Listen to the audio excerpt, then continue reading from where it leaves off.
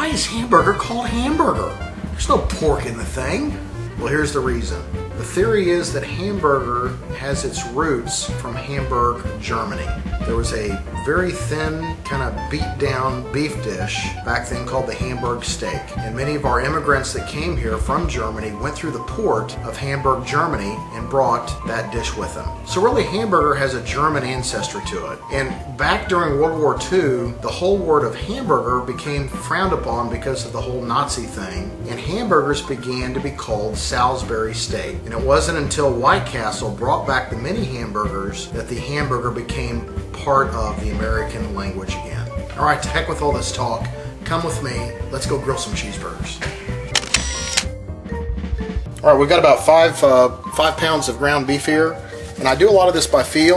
We've got some breadcrumbs here. We're going to add about a half a cup of breadcrumbs, and we're going to add some of the steak seasoning to give it a little flavor, because none of that beef really comes out of the cow with any seasoning whatsoever. And then some Worcestershire sauce. Do about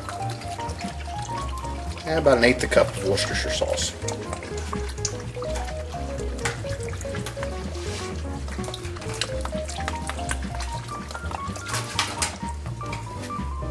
Alright, now we start mixing her up. And then in a minute, I'm just going to have to get in there and get my hands dirty and go at it. Alright, you want to get in there and make sure those flavors and that bread and everything is really well incorporated throughout the beef. Obviously, you don't want a big mouthful of breadcrumbs or spices. Alright, if you've ever gone over to your buddy's house and he's deciding he's going to do a hamburger grilling for you, sometimes those hamburgers turn into big old burnt meatballs. So one of the main things to do with a hamburger is to create the patty correctly. Let's talk a little bit about how you do that. So what we're doing is we've got about enough to fit in your palm, size of a baseball, maybe a little smaller. You don't want to work it too long because it'll get kind of tough on you, but you want to flatten it out. This is going to be about 1/3 of a pound of burger, and then the key, this is wax paper. The key is to kind of hollow out the middle like that, and even if your fingers go through it, it's no big deal, because what's going to happen is as the burger grills, it's going to pull together, which is what typically causes the mounding or the meatball effect, but with this little opening here, that's going to eliminate that problem.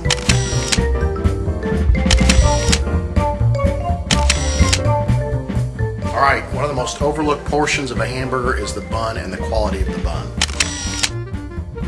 So what I've done is I've gone to a bakery and I've got some whole wheat buns. They're not really hamburger buns. And you have to cut them each individually. But it does kind of give it a rustic feel. And what we're going to do is put a little butter on both sides and then grill them. And it will be a great complement to the hamburger that you're going to be seeing in just a minute. This is where we kind of doctor up the buns a little bit. We're going to add a little butter to each bun. We're going to add a little bit of a spice to each bun. And then we're going to grill it out on the grill.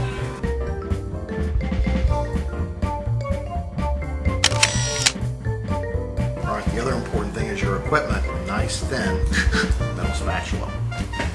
Alright, we're putting the burgers on. We have it on high heat. We're going to try to cook them about 5 minutes on each side, which should get them to medium well. You start throwing them on the grill. You want to hear that sizzle. Alright, what I've done is I've put them on. They were on high, and I've turned the grill down to medium high, because I don't want to burn them on the outside. Alright, as you can see, we've had some of the fluids come up to the top. This is a perfect time to turn them. If you'll notice, that making it kind of concave in the middle, they're not bunching up like big old meatballs. So we're going to have some flaming here when we turn this stuff. But these burgers are looking perfect.